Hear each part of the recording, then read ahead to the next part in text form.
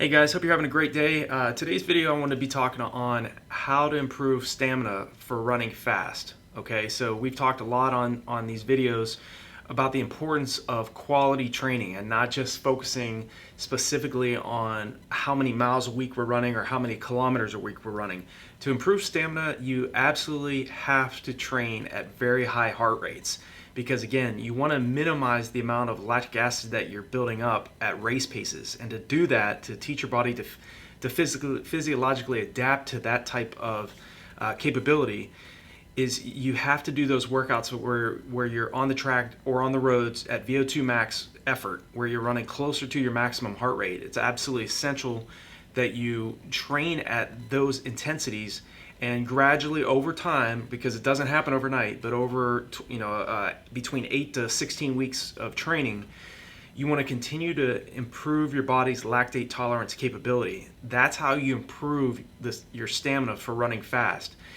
It doesn't happen overnight, but the volume, the amount of work that you're doing over time will definitely pay off. But you have to spend that time on the track, training at paces. Like if you're training for the 10K up to the marathon, you got to spend some time training at between your mile and 5K race pace. A lot of athletes definitely focus on putting in the heavy work. They're not afraid of hard work. They're not afraid of putting in the volume.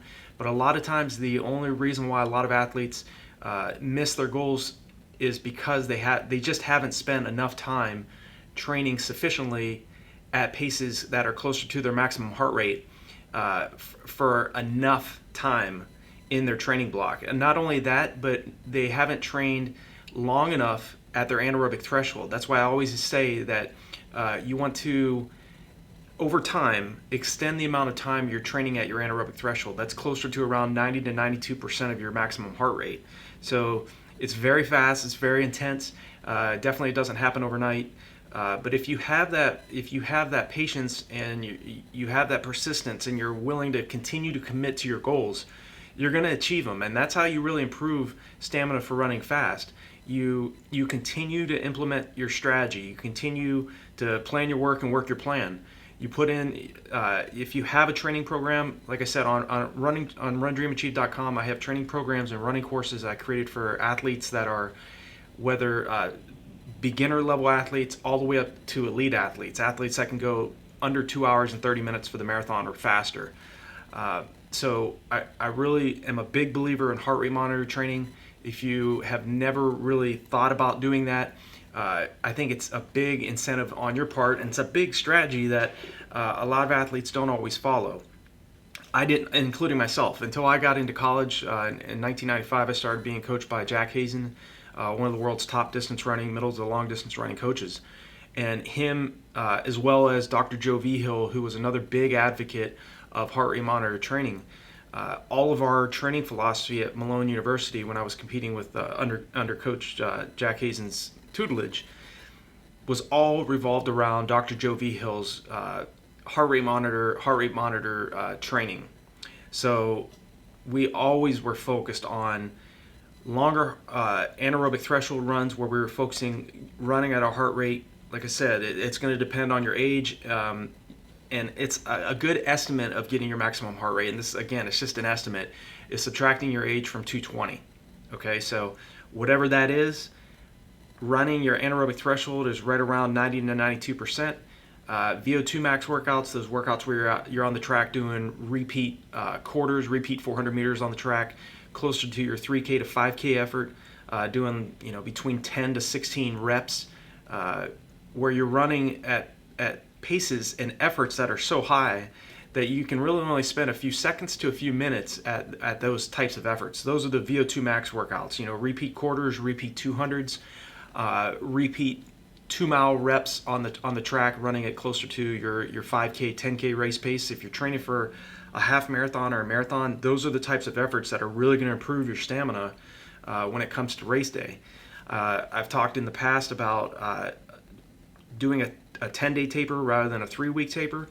I think that allowing yourself time to continue to train up until only a few days away from your major race will not leave you feeling lethargic, fatigued and stressed out, like a lot of times athletes feel, including myself. I tried three weeks out, and I always, every time I dropped my mileage and dropped my intensity 3 weeks out to try to taper down for my races, I would always feel fatigued, lethargic, and I don't know, a little bit stressed out. So I always would implement a 10-day taper, and that's how all of my running programs, all the training programs, all the running courses on RunDreamAchieve.com are all based around a 10-day taper. And I've always PR'd on 10 days. So once leading into your big race, do a 10-day taper, try that out, rather than a 3-week taper, and I guarantee you, you're going to feel a lot more fresh. You're going to continue to remind your legs to feel snappy, to continue to turn over up until those 10 days, and then you drastically drop your volume up to about 50% at the 10-day mark, and then you continue to drop steadily leading into your big race. About 4 days out from a big race, I always do a 3 mile or a 5K effort at race pace. It's not enough. It's not high enough of intensity to build up any major lactic acid, and 4 days out from your big race, it's just going to give your legs one last reminder of what you're training them to do. I've always felt that a 3 mile 5K around that effort at your goal marathon pace or your goal 5K pace is going to definitely prepare you leading into your big race. Now, if you're doing a 5K, that's a little bit different. I would definitely, in terms of doing the longer races, like a 10K up to the marathon distance, a 3 mile run at your goal race pace, about 4 days out from your big race, will definitely leave you just feeling energized and recharged. And then those last 3 days after that effort, just like total jog. I mean, no strides, just kind of relaxed. You can do some light strides maybe the day before the race, and certainly the morning of the race, but just relaxed running, jogging after that. So the how to improve stamina for running fast is, again, training at paces that are much faster than you're planning to race at in the race. It's not only going to make your race pace feel more in control, less aggressive, less fatiguing, and it's also going to give you that motivation that you need going into the big race, because you've trained at paces that are so much faster than you're trying to race at. Your body's going to bounce back. It's going to have that supercompensation effect. And if you don't know what supercompensation is, go back, Google, Yahoo, whatever, Google that word, supercompensation, and research exactly what is going on prior to your workout and after the workout. And again, the rest period is absolutely critical for you to improve your stamina, because all of these hard workouts that we talk about, whether it's doing longer tempo runs or long runs at harder efforts, at closer to around, if you're accustomed to doing long runs at just relaxed, easy pace and going out every weekend running nice and easy, it's a little bit different to do a long run when you're running at closer to around 85 to 87%, 88% of your maximum heart rate. If you're running at paces like that during a long run and you're mixing up the paces, it's very fatigued. It will definitely fatigue your body. So running slow on those recovery days is absolutely essential to also improving your stamina, because you're allowing your body time to recover from those hard anaerobic workouts that you're doing.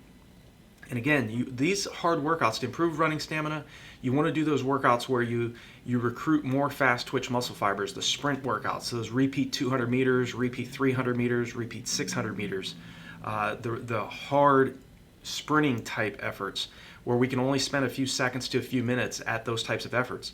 That's really critical to improve your stamina, especially for running fast, because your body you want to minimize the amount of lactic acid that you're building up in your bloodstream. You can't create that type of physiological effect by going out and running nice and easy. Okay, so you definitely want to spend some time extending the amount of time you're training at your anaerobic threshold. If you're training for the 10K up to the marathon distance, get that tempo run out to anywhere from 10 miles if you're training for the 10K, out to around 14 to 15 miles if you're training for the half marathon and marathon. Get that tempo run out extended, because I'm telling you, that will really improve your stamina, your strength, and spend time training at your VO2 max, where, like I said, you're running at close to or even above your maximum heart rate. And again, we can only run at those efforts from anywhere from a few seconds to a few minutes. So those are extremely painful. I know you've already experienced that as an athlete already. If you've done any type of racing on the track or on the roads, those are those VO2 max workouts. But it's also very important to, in terms of improving stamina, to extend the amount of time you're training at your anaerobic threshold. We actually race at our anaerobic threshold. So especially in the longer distances where it's more of an aerobic event, like the half marathon, 15K to the marathon distance, those are more aerobic. So the more anaerobic you can train on the roads and on the track, and coupled with the running relaxed and easy so you can recover from those hard efforts, the more beneficial it's going to be, the more efficient you're going to be as a distance runner, middle to long distance runner, and definitely you're going to improve your stamina, because you're teaching your body to burn fat at race pace, to conserve carbohydrates, and to improve its lactate tolerance. You want to, again, minimize the amount of lactic acid that you're building up at race pace, and that comes with time. It doesn't happen overnight. But if you do these things, you will improve your stamina for running fast. So I hope this video has been helpful. If you're brand new to the channel, click on the subscribe button, click on the bell icon, so when I make new videos, you'll be notified. If you have a specific question, maybe a specific topic you want me to cover in my next video, feel free to leave me a comment below. I'm always attentive to my subscribers. People that don't subscribe and just watch the videos, leave me a comment below and let me know what your thoughts are in regards to issues you've been having in your races. Anything I can do to help you out. And I'm going to leave links here on the video for RunDreamAchieve.com, NutritionGeeks.com. Nutrition's absolutely huge for your preparation and your racing, so do not neglect that. So I hope you guys have a great week of training, and I will talk to you all in the next video.